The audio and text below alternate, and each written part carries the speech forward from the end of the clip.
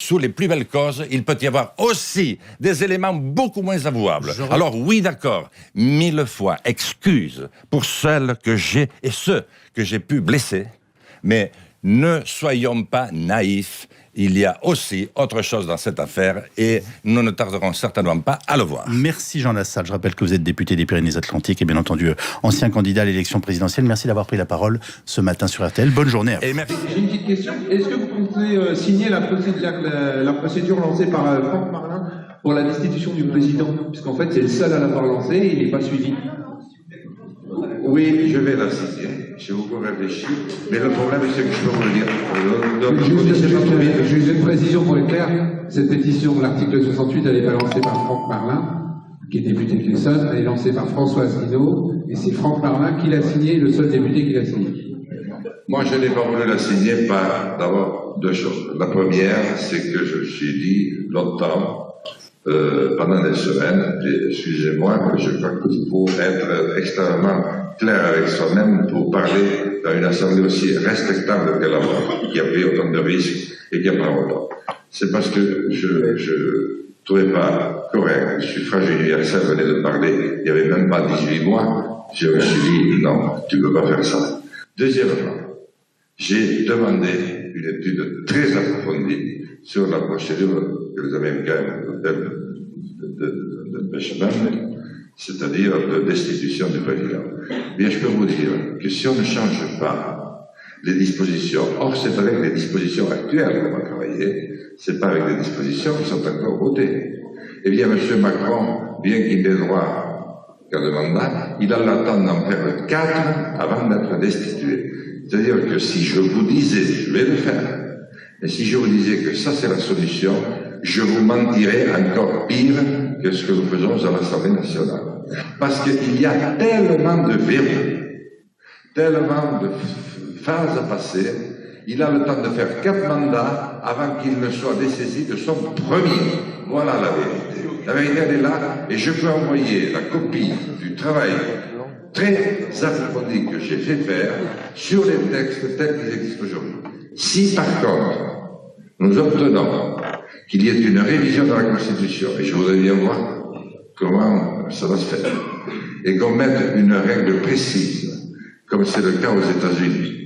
Chez nous, c'est un tel empilement on consulte d'abord les députés, puis les sénateurs, ensuite au collège de maire, ensuite... J'ai dit que je la signe. C'est-à-dire que si les députés ne la signent pas, forcément, peut-être que ça mettra du temps, mais nous, on est dans la rue. Je vous ai expliqué. Ça mettra du temps aussi. Ça fait 16 actes qu'on est déjà dans la rue, et on attend, mais on fait quelque chose, nous. Je vous ai expliqué. Exactement. Je vous ai expliqué, et ma réponse, c'est oui. Et ben, faut le faire. Oui. Voilà, vous lancez demain en deux. Jean, tu la signes demain, s'il te plaît, je te vérifie. À toutes celles et à tous ceux qui viennent ici et qui nous rencontrent pour la première fois, d'abord qu'ils pourront constater, ils peuvent constater qu'en effet, nous ne tenons pas dans le discours, comme le discours mensonger, le discours fabriqué par des agents de communication.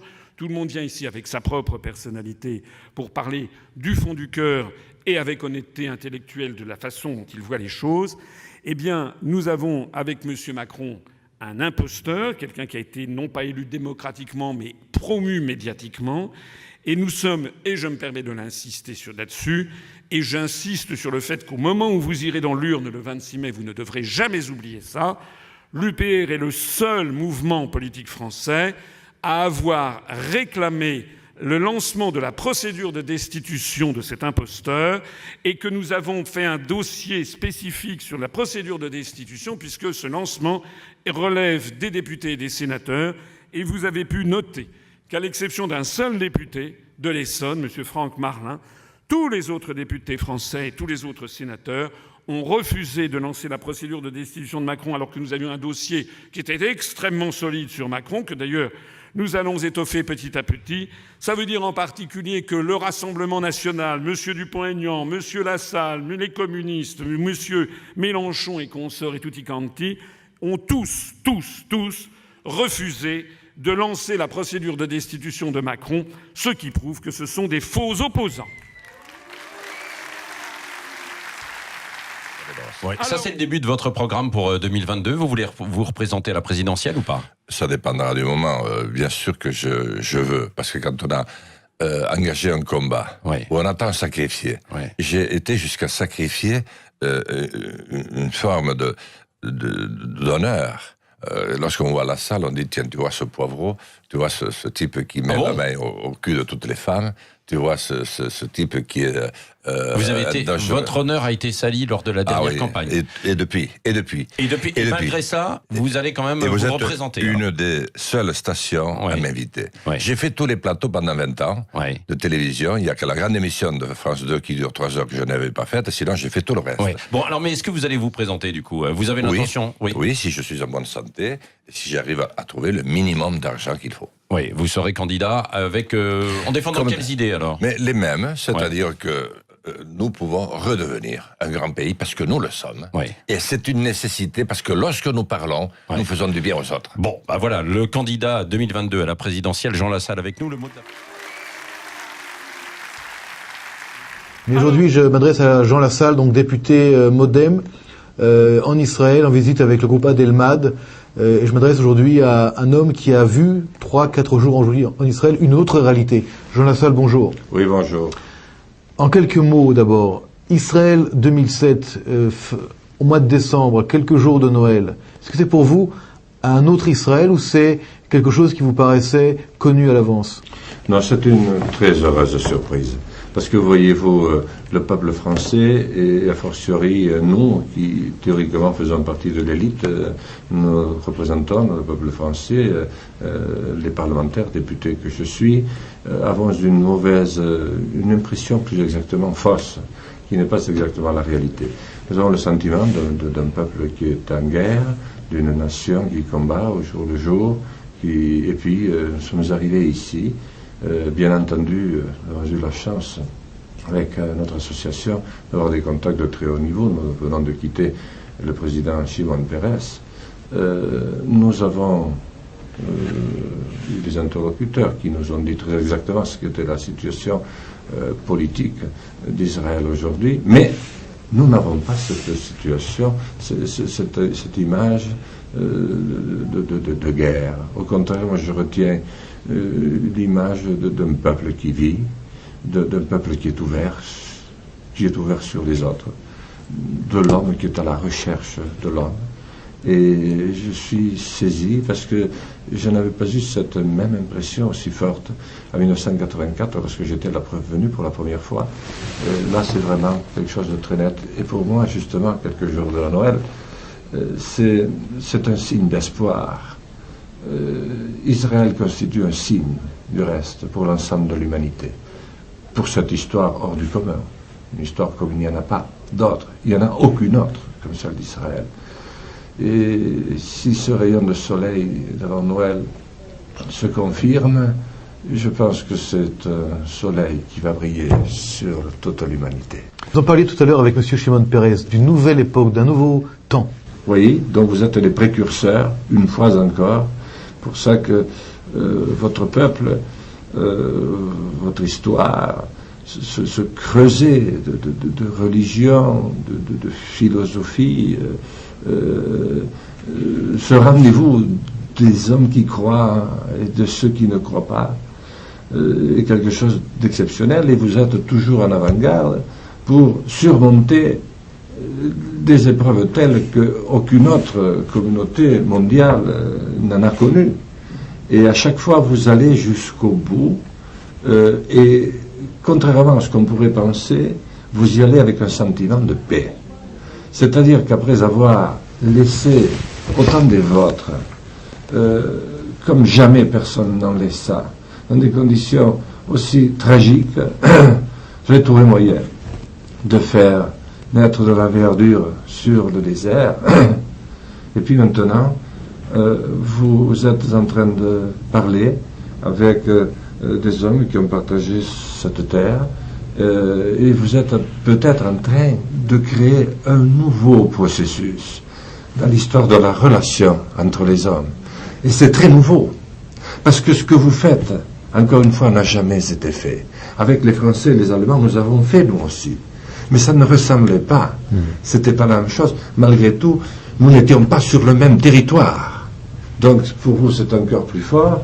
Et c'est la raison pour laquelle, pour moi, ce pays est une source d'étonnement, de réflexion et d'inspiration permanente. Alors comment le trouvez-vous, Emmanuel Macron, dans l'exercice du pouvoir? Dans l'exercice du pouvoir, je pense qu'il est en train de restaurer l'idée de la fonction présidentielle, d'honneur. Lorsqu'on voit la salle, on dit, tiens, tu vois ce poivreau, je crois qu'il fait président. Je pense que pour l'instant, son image n'est pas atteinte, parce qu'il y a des mécontents. Mais c'est facile. Ça, c'est terrifiant sondeurs d'opinion.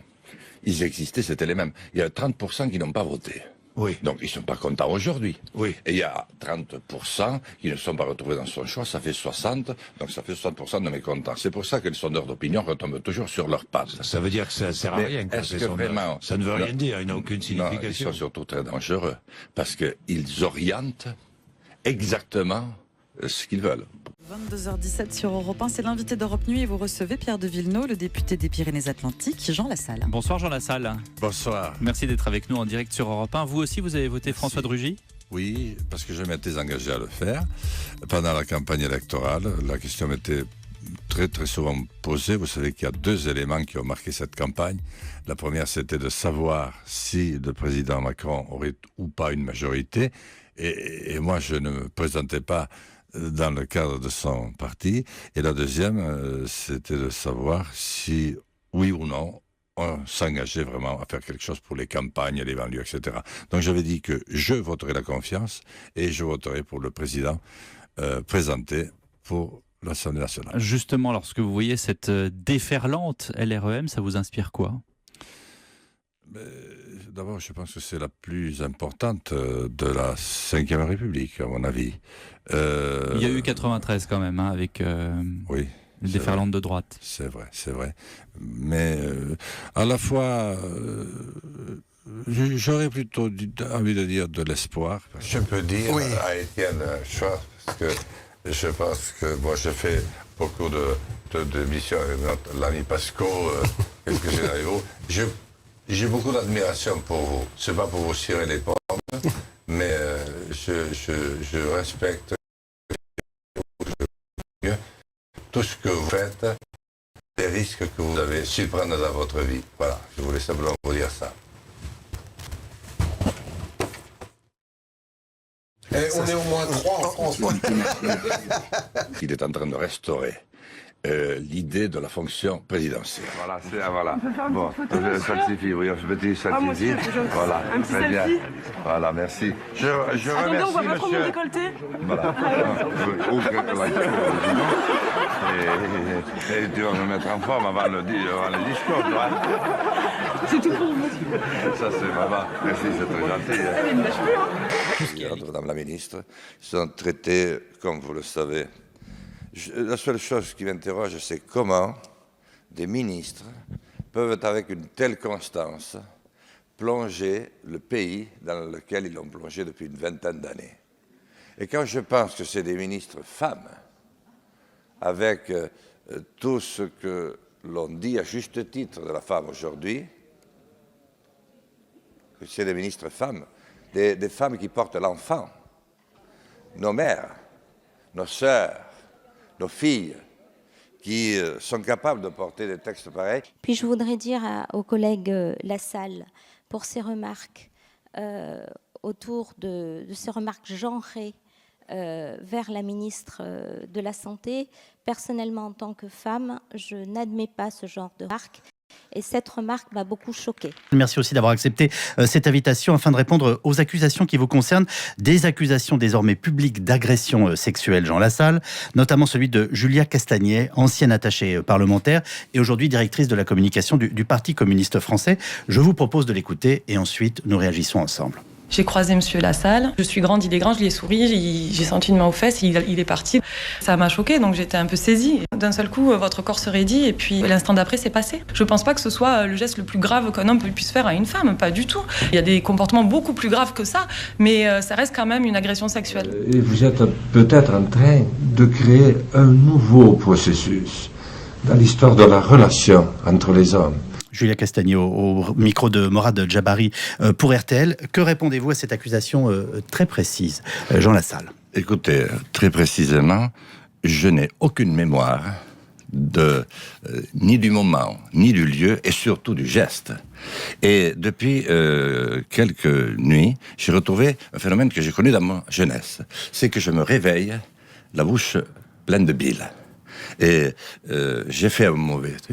Il y en a qui est rentré dans le poumon l'autre soir, dans les poumons, et j'ai toussé à m'arracher les poumons pendant 2h30. Et vous savez ce que j'ai vu? Et c'était pas un cauchemar. Je me voyais ma main sur ma mère, ma main sur ma sœur, et ma main sur ma fille. Et même le premier regard pour ma femme, c'était sur ses fesses. Et ça, c'est pas moi. Jean Lassalle. Ça me révolte et ça me fait remonter la bile. Vous nous dites ce matin, ces gestes, ça n'est pas moi. Est-ce que vous pouvez nous dire très simplement au micro d'RTL, là aussi, que vous n'avez jamais eu un comportement de ce type dans votre vie? Ah, écoutez, de toute façon... On parle de la main aux fesses à une jeune attachée parlementaire de 25 ans. Il n'y a pas de fumée sans feu.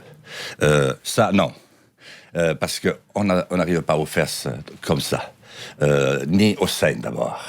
Je pense que vous le ressentez très nettement. Et je l'ai hélas trop vu faire pour savoir la violence qu'il peut y avoir. Une des seules fois où j'ai failli me battre dans la vie, en dehors des terrains de rugby, c'est dans le métro, parce qu'un homme le faisait et que personne ne s'interposait. Et j'ai mené trop de femmes qui avaient été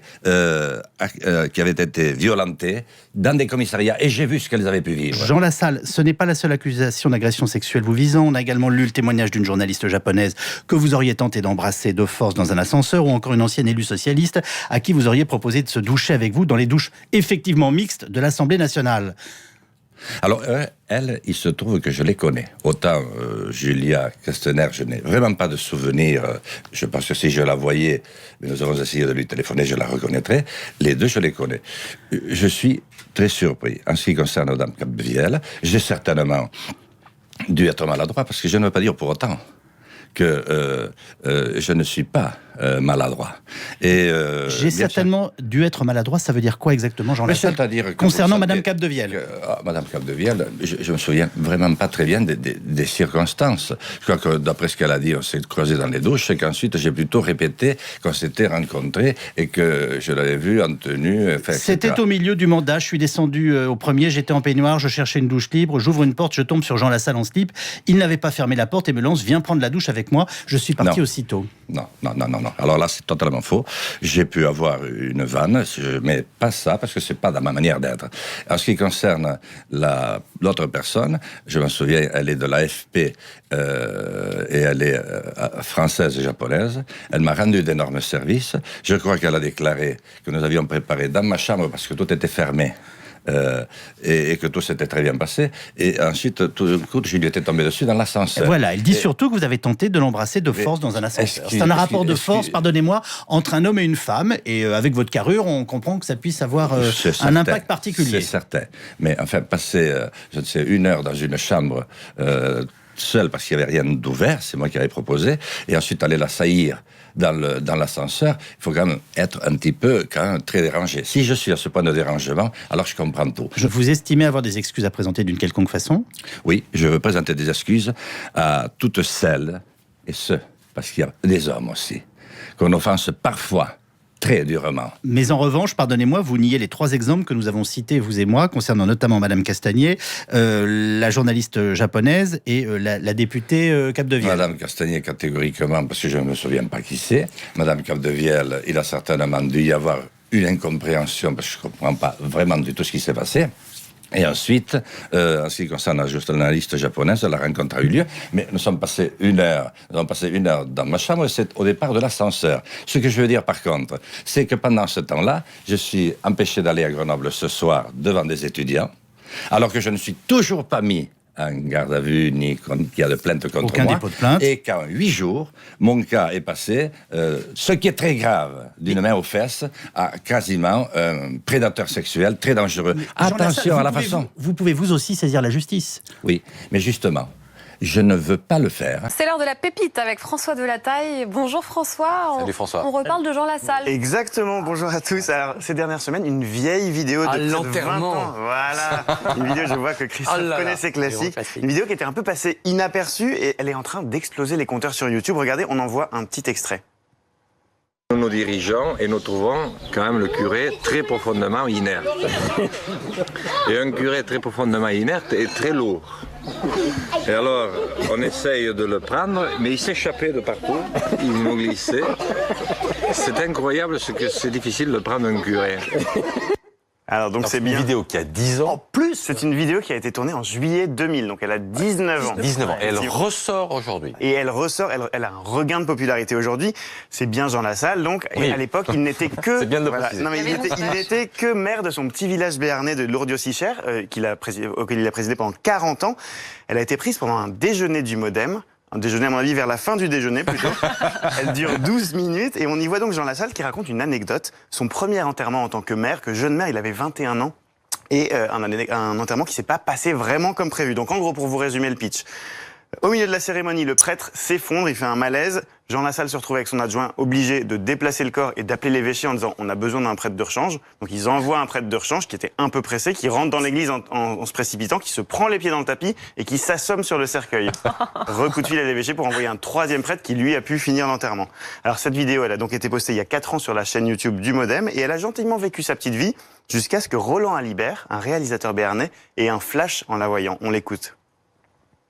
Je suis tombé un jour, là, tout à fait par hasard, sur l'histoire racontée par Jean Lassalle. Et au fur et à mesure que je l'écoutais, moi, je voyais les images et je disais, mais c'est un truc énorme, ça. Et donc, vous avez vu les images, il a adapté ça en court-métrage. Et le court-métrage est sorti le 29 septembre dernier. C'est ce qui explique le regain d'intérêt. Alors, on a quand même passé un petit coup de fil à Jean Lassalle pour savoir ce qu'il en pensait. Ça l'a plutôt fait marrer, écoutez. J'avais raconté cette histoire, mais en caméra cachée, ne sachant absolument pas que j'étais filmé. Mais c'est pas du tout comme un sketch qu'on a en bouche, vous savez que... Donc je l'ai fait comme ça, quoi. Voilà, 1,7 million de vues. Je vous invite à aller regarder la vidéo en entier, c'est 12 bonnes minutes de rigolade quand même. Lorsque vous passez le permis de conduire, comme c'est le cas chez moi, c'est au bout de 30 mois. Mais 30 mois, c'est assez long, hein, je peux vous dire. Quand vous devez prendre l'avion le matin à 4 heures du matin avec un voisin qui vient vous amener, et qui vient vous rechercher, dont la femme vient vous rechercher 3 jours après, à 11h30 du soir, c'est long. Mais pour nos compatriotes, c'est très long aussi. Alors, quand enfin vous avez fait les 30 mois, eh bien, vous n'avez pas forcément à passer la conduite. Mais vous passez des tests psychotechniques. Je peux vous le dire parce que j'ai dû m'y reprendre 3 fois. Le problème, c'est pas que j'étais mauvais. Bien que le premier test psychotechnique que j'ai passé à l'école à l'âge de 8 ans, alors que j'étais en français 3e langue, avait révélé que j'avais un QI juste au-dessus très légèrement de 0. Mais enfin, là, j'avais une dame, mais c'est très sérieux, au centre hospitalier de Pau, m'a mis 2 machines en main, comme mes enfants lorsqu'ils jouent à la PlayStation, vous savez, avec un écran de télévision. Et il s'agissait d'arrêter une bulle qui ne devait pas franchir l'écran de manière latérale. Eh bien, j'appuyais sur la manette gauche, sur la manette droite, des fois sur les 2, mais à chaque fois, la balle allait s'écraser ou en haut ou en bas, mais n'allait jamais de bout en bout. Donc, la dame s'est mise dans une colère impitoyable et a décrété que je m'étais moqué d'elle et a retardé de 3 mois l'échéance à laquelle je devais repasser mon permis. Donc, finalement, au bout d'un an, après les 30 mois, non mais tant pis, je ne pensais pas qu'on pourrait le dire. Vous voyez, j'ai dit, madame, que vous étiez rassurante. Il faut quand même être un petit peu, quand même, très dérangé. Si je suis à ce point de dérangement, alors je comprends tout. Je ne veux pas te faire la morale, mais t'expliquer ce qui est sans